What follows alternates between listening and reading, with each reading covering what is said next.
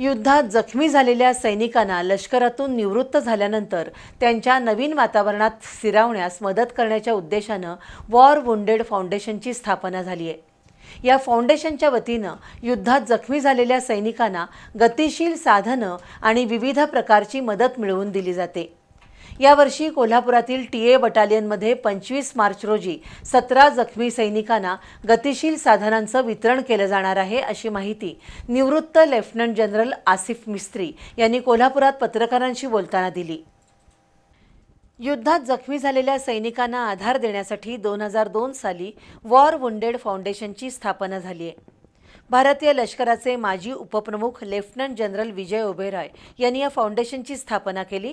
तेव्हापासून युद्धात जखमी झालेल्या सैनिकांना CSR फंडाच्या माध्यमातून गतिशील साधनं दिली जात आहेत, अशी माहिती लेफ्टनंट जनरल आसिफ मिस्त्री यांनी पत्रकार परिषदेत दिली।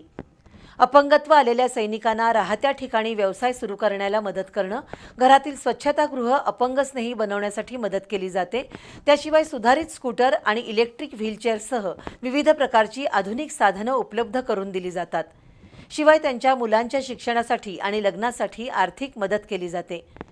या मोहिमेचाच एक भाग म्हणून वॉर वुंडेड फाउंडेशनच्या वतीनं 25 मार्च रोजी कोल्हापुरातील टीए बटालियनमध्ये 15 अपंग स्नेही स्कूटर आणि 2 इलेक्ट्रिकल व्हीलचेअर प्रदान करण्यात येणार आहेत, असं यावेळी सांगण्यात आलं।